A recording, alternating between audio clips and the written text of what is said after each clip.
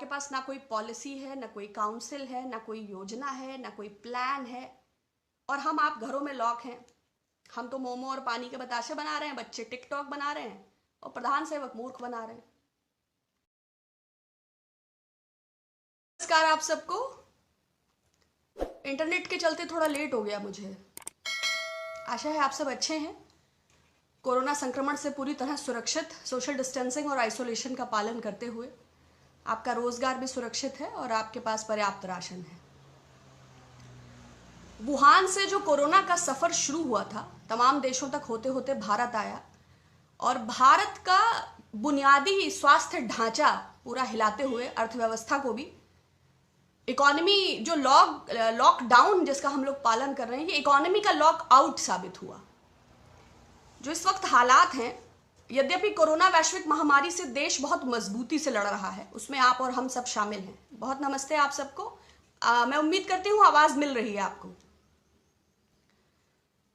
तो PM cares fund में हम सभी लोग डोनेट कर रहे हैं। जो नहीं भी कर रहे हैं तो वो ग्रुप सी हो या ग्रुप डी हो, या वो पेंशनर्स हो, या वो ज्ञात अज्ञात। Even resident doctors association Lady Hardinge Medical College की डॉक्टर का भी कहना है कि हम खुद कोरोना वॉरियर्स हैं, हमारा भी एक दिन का वेतन कट गया।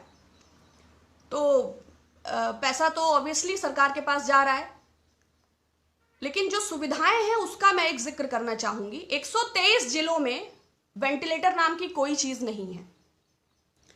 143 जिलों में एक भी सघन चिकित्सा से संबंधित आईसीयू बेड नहीं है। 183 जिलों में 100 से भी कम आइसोलेशन बेड्स हैं। और उत्तर प्रदेश, बिहार और असम की तो बात ही मत करिए, क्योंकि सिर्फ उत्तर प्रदेश के 34 जिलों में एक भी आईसीयू बेड नहीं है।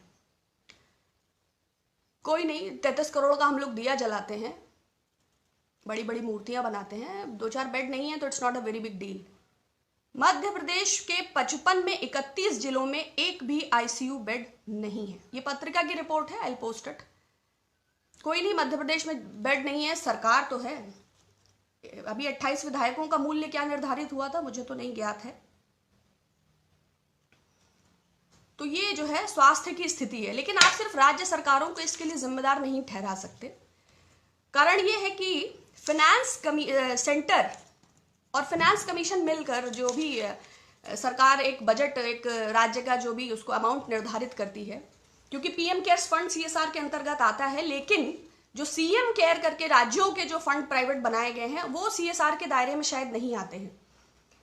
तो उत्तर प्रदेश को 1,40,000 करोड़ रुपए इस फाइनेंस कमीशन और सेंटर की बॉन्डिंग के अंतर्गत मिलना चाहिए था, लेकिन मिला है 8,255 करोड़ रुपए। तो आप ये क्या आप समझते हैं कि वो दिया जलाएंगे, कि फगुआ मनाएंगे, कि होली मनाएंगे, कि आईसीयू बेड लगाएंगे, कि आइसोलेशन सेंटर लगाएंगे, कि गाय का भोजन सुनिश्चित करेंगे? भाई, सरकार के पास रेवेन्यू जनरेट करने जैसी कोई चीज इस वक्त नहीं है। बिहार को 78,896 करोड़ रुपए मिलना चाहिए थे और मिला है 4,631 करोड़ रुपए। तो आप चाहते हैं कि पूरे देश से वो अपने बच्चों को बुलाएं, कहां से बुलाएं? आप हमारे घर आएंगे, जो हमारे पास आपके स्वागत के लिए उपस्थित होगा वही तो, अब वो काजू कतली है या गुड़, मेरी हैसियत अनुसार होगा। वेस्ट बंगाल को 58,900 करोड़ रुपए मिलना चाहिए था, मगर मिला है 3,462 करोड़ रुपए, जिसका तकादा मुख्यमंत्री ममता बनर्जी कई बार कर चुकी हैं। मध्य प्रदेश को 61,000 करोड़ मिलना चाहिए था, लेकिन मिला है 3,600 करोड़ रुपए। तो राज्य सरकारें क्या करें? प्रोक्योरमेंट के सारे राइट्स केंद्र सरकार के पास हैं। 245 रुपए की किट 600 रुपए में आईसीएमआर किसकी जवाबदेही है? भाई, 524 करोड़ रुपए का राफेल विमान एचएएल से लेकर फ्रांस की एक कंपनी को दे दिया जाता है, लेकिन राष्ट्र सुरक्षा के नाम पर हमें देशवासियों को ये जानने का अधिकार नहीं है कि वो 945 करोड़ रुपए जो बच रहा है, जिसको कमाने में मेरी 200 पुश्तें चली जाएंगी, वो कैसे 900 रात भर में वो कैसे एचएएल से फ्रांस को चला जाता है और 524 करोड़ से 1600 करोड़ हो जाता है। लेकिन ठीक, राष्ट्रहित में हम ये सवाल नहीं उठाएंगे। लेकिन रुपए की किट कैसे तमिलनाडु में 400 रुपए की और 600 रुपए की? तो अगर केंद्र सरकार के पास प्रोक्योरमेंट के राइट्स हैं और वही राज्य सरकारों के लिए सब कार्य कर रही है, तो क्या एक आम भारतवासी को ये जानने का अधिकार नहीं है? या सार्वजनिक मूल्य इसका क्या है, ये सरकार इसको स्पष्ट क्यों नहीं कर देती? ऐसे समय में जबकि लोग भटक रहे हैं, रो रहे हैं, उनके पास भोजन नहीं है, लोग बर्बाद हो गए हैं, ऐसे समय में भी मुनाफाखोरी और भ्रष्टाचार, क्या ये सरकार के संरक्षण और सहयोग के बिना संभव है? मैं इत्तेफाक नहीं रखती। आप यकीन करते हैं तो अलग बात है। तीसरी खास बात, देखिए सरकार के पास पैसा नहीं है। ये बात अलग है कि 6 साल में चाहे वो जेट एयरवेज हो, चाहे भारत पेट्रोलियम हो, चाहे BSNL हो, चाहे MTNL हो, चाहे HAL हो, चाहे लाल किला हो, चाहे $20 इंटरनेशनल मार्केट में पेट्रोल है, लेकिन हम तो उसी मूल्य में खरीद रहे हैं, लेकिन सरकार के पास पैसा नहीं है। 1 महीने की कोरोना डिजीज ने भुखमरी के वो हालात पैदा कर दिए हैं। हम वही हैं जो थोड़े दिन पहले विश्व शक्ति जगत गुरु थे और सबके कागज जांचने में पैसा खर्चने वाले थे। अचानक से इस कदर की भुखमरी है कि हम उसका सामना करने में सक्षम नहीं हो पा रहे हैं। लेकिन RBI की एक, रिजर्व बैंक ऑफ इंडिया को एक RTI एक्टिविस्ट ने एक दायर उसका जो जवाब मिला है वो बड़ा इंटरेस्टिंग है कि सरकार के एक और हालात ये हैं, दूसरी ओर सरकार ने डिफॉल्टर्स का 50 बिलफुल डिफॉल्टर्स का 6,66,000 रुपया वेव ऑफ कर दिया है। अब सरकार का हृदय बहुत बड़ा है। हम लोग 5 ट्रिलियन इकोनॉमी का सपना देखते रहते हैं। कोई एंटीगुआ में आइलैंड रह रहा है, कहीं मेहुल चौकसी का भी कितना माफ हुआ है, मेहुल चौकसी का 5,492 करोड़, विजय माल्या का 1,943 करोड़, जतिन मेहता का 4,076 करोड़, बाबा रामदेव का 2,212 करोड़। बहुत गरीब है वो, उनको बाबा रामदेव क्यों कहते हैं? ही इज कॉर्पोरेट ठग। जैसे चिन्मयानंद स्वामी हैं, जैसे आसाराम बापू हैं, जैसे सावरकर वीर हैं, वैसे रामदेव बाबा हैं। थोड़े दिनों पहले वो 1,000 रुपए का नोट बंद कराने वाले थे, काला धन विदेशों से लाने वाले थे, जीन्स को बैन कराने वाले थे, लेकिन एनीवेज वृंदावन में रहना है तो राधे राधे कहना है। हमसे पूछे बिना 265 टन करोड़ सोना, संसद में इसकी कोई चर्चा नहीं, गिरवी रख दिया। भाई बादशाह सलामत के जहन में कोई ख्याल आया कि 8 बजे के बाद ये नोट कागज के टुकड़े हैं, तो वित्त मंत्री से इससे सलाह करने की कोई आवश्यकता नहीं है। बादशाह सलामत ने ये फैसला ले लिया कि उत्तर प्रदेश में सरकार बनानी है तो नोटबंदी तो करना है, और चैनल्स को आप ऑथराइज करिए कि वो चिल्ला चिल्ला के ये बताएं कि काला धन आएगा, आतंकवाद जाएगा, नक्सलवाद की कमर टूटेगा। और लोगों का क्या है, they are busy with Photoshop industry, they are busy with so many things are there even though. लेकिन बैंक फ्रॉड का इतना बड़ा अमाउंट, 32,868 टोटल बैंक फ्रॉड्स हैं और 100 करोड़ के बहुत सारे लोग इसमें इन्वॉल्व हैं। मैंने सिर्फ 2 ही 4 नाम लिए हैं। इसमें आप समझते हैं कि तुम मुझे खून दो मैं तुम्हें आज़ादी दूंगा, तुम मेरा रोल वेव ऑफ करोगे तो हम भी तो तुम्हें कुछ देंगे। क्या बिना किसी अंडर टेबल 60 गांठ के इतना हजारों हजार करोड़ रुपए, 6,66,000 करोड़ रुपए वेव ऑफ हो गया? वैसे सरकार स्पष्ट नहीं करेगी, लेकिन भारतीय जनता पार्टी के कुछ भारी भरकम चंदे हैं, कॉर्पोरेट चंदे। Gupta coal India private limited, coastal projects, diamond power infrastructure, electrotherm India, और भी बहुत सारे होंगे।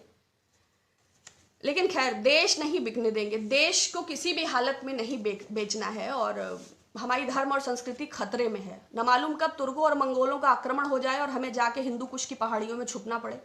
तो प्लीज़ आप अपने हेरिटेज और अपनी संस्कृति को बहुत मजबूती से पकड़िए, और बाकी अच्छा होगा। दूसरा, रतन राजश्री ने बहुत बार PM फंड के लिए मुझे बोलने के लिए कहा, बहुत कुछ विशेष है।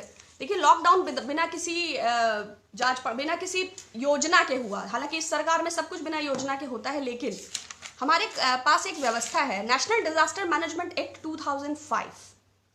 इस मैनेजमेंट डिजास्टर एक्ट 2005 के अंतर्गत 62 सेक्शन 62, इसमें एक नेशनल डिजास्टर मैनेजमेंट अथॉरिटी का जिक्र है। प्राइम मिनिस्टर ऑफ इंडिया के अध्यक्षता में 9 सदस्यीय, एक 9 मेंबर की एक अथॉरिटी, एक कमेटी ऐसी बनेगी, नेशनल अथॉरिटी। उसके बाद एक गवर्नमेंट ऑफ इंडिया के अंतर्गत नेशनल एग्जीक्यूटिव काउंसिल भी बनेगी, जो एक नेशनल प्लान बनाएगी आपदाओं से संबंधित। जैसे केरला में फ्लड्स आया, जैसे अर्थक्वेक आया, जैसे केदारनाथ में हुआ, जैसे केरला में बस्तियां, इससे संबंधित कहीं भी देश में कुछ होता है तो राज्य स्तर पर भी और केंद्र स्तर पर भी। अब कोविड-19 जो है ये राष्ट्रीय आपदा है, तो आपको अगर पता हो तो बताइएगा कि यदि ऐसी कोई नेशनल कमेटी, कोई ऐसी नेशनल अथॉरिटी, कोई ऐसी नेशनल एग्जीक्यूटिव काउंसिल जिसने कोविड-19 के ऊपर कोई नेशनल प्लान बनाया हो। जब बनाई नहीं गई तो आपको पता कैसे चलेगा, लेकिन ऐसा हमारे प्रावधान है।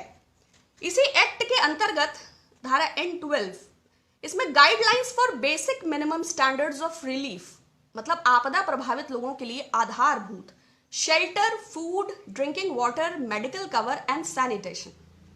अब शेल्टर तो आप देख ही रहे हैं, क्वारंटीन सेंटर्स के वीडियो आप देखिए, डॉग्स की तरह फूड और वाटर उन्हें फेंक के दिया जा रहा है और बहुत सारे मजदूर वहां से भाग भी रहे हैं। जो नहीं भाग पा रहे हैं वो भूखे हैं, वो रो रहे हैं, लेकिन जो फेंक के दे रहे हैं उनकी मानवता पे सवाल ना उठाइए, क्योंकि उनके पास पर्सनल प्रोटेक्शन इक्विपमेंट्स नहीं है।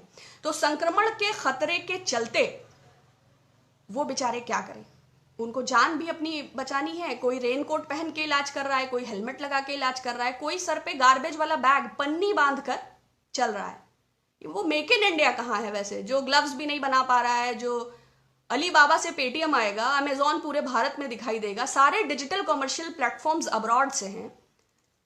और एनीवेज, तो शेल्टर का हाल ये है। फूड का आपको पता ही है, 6-6 फीट पे लाइनें लगी हैं और तमाम रेड़ी वाले, खोंचे वाले, ठेले वाले, पान वाले जो स्वाभिमान से 200-250 रुपए रोज कमाते थे, आप उनकी तुलना भिखारियों से नहीं कर सकते। वो लाइनों में लगकर 2-2 किलोमीटर जाके खिचड़ी खाने के लिए मजबूर हैं। और राशन का वितरण क्या हो रहा है, मुझे बार बार नहीं कहना उस पर। ड्रिंकिंग वाटर का, बाकी मेडिकल कवर एंड सैनिटेशन को लेकर सरकार बहुत गंभीर है। सीधा बरेली के मजदूरों पे कीटनाशक का स्प्रे कर दिया, it's all sanitised. Then special, इस एक्ट में special provisions for widows and orphans and इसमें कॉम्पनसेशन का भी। विडोज एंड ऑर्फन मतलब इस आपदा के दौरान जिन लोगों की मृत्यु हुई, जैसे अभी इसमें ऑर्फन्स, आपने देखा होगा थोड़े दिन पहले बिहार के पूर्णिया में एक 150 किलोमीटर मजदूर अपने परिवार के साथ पैदल चला, 145 किलोमीटर वो चल गया था और उसके घर से 12 किलोमीटर दूर उसकी 13 साल की लड़की की मौत हो गई रास्ते में। ऐसे लोगों के लिए ही ये प्रावधान है, लेकिन ये अखबारों में भी जगह नहीं पा रहे हैं, टीवी में भी जगह नहीं पा रहे हैं। तो कॉम्पनसेशन का सवाल इस सरकार से उठाना। मध्यम वर्ग की कमर टूटी हुई है, 12 से 14 करोड़ लोग अपना रोजगार गंवा चुके हैं, करोड़ों आदमी सड़कों पर पलायन का शिकार है, भुखमरी रुकने का नाम नहीं ले रही है। लेकिन हिंदुस्तान के निजाम विलफुल डिफॉल्टर्स का हजारों करोड़ रुपया माफ करके नए भारत की ताबीर लिख रहे हैं। इसमें धारा 13 के अंतर्गत लोन की भी चीजें हैं और भी, कि कितना इंटरेस्ट दिया जाए, कितना वेव ऑफ किया जाए, कैसे लोगों का रोजगार सुनिश्चित हो, कैसे उनकी मदद की जा सके। लेकिन ऐसी किसी काउंसिल, ऐसी किसी अथॉरिटी, ऐसी किसी नेशनल डिजास्टर मैनेजमेंट कमेटी का कोई जिक्र किया ही नहीं गया, क्योंकि भारत के जो, हिंदुस्तान के जो बादशाह सलामत हैं, उन्होंने राष्ट्र के नाम संदेश दिया और एक घोषणा की और 4 घंटे में भारत सड़कों पे आ गया। जब राज्य के मुख्यमंत्रियों से मशवरे की आवश्यकता नहीं है तो राज्य के देशवासियों को तो कोई गिनती ही नहीं है। वो जो 1000-2000 उद्योगपति हैं, उसके अलावा भारत में कोई नहीं रहता है। बस वो लोग थाली और ताली बजाने के लिए हैं कि प्रति मेरे 130 करोड़ भारतवासियों दिया जलाइए। मेक इन इंडिया में दिया ही बनाना शुरू कर दीजिए, बाद में जलाने के काम आएगा। बाकी तो आपकी सारी योजनाएं, get up India, set down India, shut up India, whatever it is. Then सबसे the most important thing is धारा 4(6) नेशनल डिजास्टर रिस्पॉन्स फंड। ये इस डिजास्टर मैनेजमेंट एक्ट का सबसे इंपॉर्टेंट और प्राइम पार्ट है। इसके मुताबिक इसके अंतर्गत आपदा से प्रभावित लोगों के लिए धन खर्च की व्यवस्था है। लेकिन हमारे प्रधानमंत्री जी ने इन सबको दरकिनार करते हुए एक पीएम केयर्स नाम का ट्रस्ट बनाया, जो आरटीआई के दायरे में नहीं आता, जो सीएजी के दायरे में नहीं आता, जिसको प्राइवेट ऑडिटर्स ऑडिट करेंगे और जिसमें तमाम लोग धन दे रहे हैं, जिसमें पहले हफ्ते में ही इसके अनाउंसमेंट के बाद 6500 करोड़ रुपए जमा हुआ था। लेकिन उसको लेके कोई पारदर्शिता अभी तक प्रदर्शित नहीं हुई। जब राज्य सरकारों को मिला नहीं, मध्यम वर्ग को राहत नहीं, किसी प्रकार की कोई घोषणा नहीं, तो इसका फंड कहाँ है? जाहिर बात है प्राइवेट ऑडिटर्स ऑडिट करेंगे तो हम इस पर सवाल नहीं उठा सकते। और अगर कानून में, डिजास्टर मैनेजमेंट एक्ट में इस बात का प्रावधान है कि नेशनल डिजास्टर रिस्पॉन्स फंड रहेगा और उसको वो काउंसिल प्राथमिकता और आपदा प्रबंधन के आधार पर खर्च करेगी, तो पीएम केयर्स बनाया क्यों गया? हालांकि इसका उत्तर नहीं मिलेगा। दूसरा, इसमें नेशनल डिजास्टर मिटिगेशन फंड का भी प्रावधान है। ये धारा 4(7) है। मिटिगेशन क्या होता है मुझे पता नहीं था, तो मैंने इसको गूगल किया।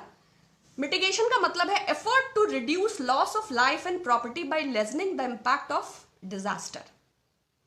मतलब आपदा से प्रभावित लोगों के जनजीवन की क्षति को कम करना इस मिटिगेशन फंड का उद्देश्य होगा। लेकिन जब उस पूरे कानून को ही दरकिनार कर दिया तो क्या सुनिश्चित होगा? सरकार के पास ना कोई नेशनल प्लान है, ना कोई प्रदेश स्तरीय प्लान है और ना कोई जिला स्तरीय प्लान है। सरकार, कहने में अजीब है, वसूली में लगी है। कहां कहां क्या क्या बेचा जा सकता है, 6 बरस में और क्या क्या रह गया है जिसको बेच कर हम अपने प्राइवेट फंड को सिक्योर करें। सरकार के पास ना कोई पॉलिसी है, ना कोई काउंसिल है, ना कोई योजना है, ना कोई प्लान है, और हम आप घरों में लॉक हैं। हम तो मोमो और पानी के बताशे बना रहे हैं, बच्चे टिकटॉक बना रहे हैं और प्रधान सेवक मूर्ख बना रहे हैं। चलिए, आज के लिए पीएम केयर्स के लिए कई लोगों ने बोला था, जो मुझे विधिवत जानकारी मिली उस आधार पे मैंने अपने विचारों को रखा है। आशा है आप सब कुशल से हैं। अपना ख्याल रखिएगा, आगे विषयों पर जरूर बात होगी। Thank you so much.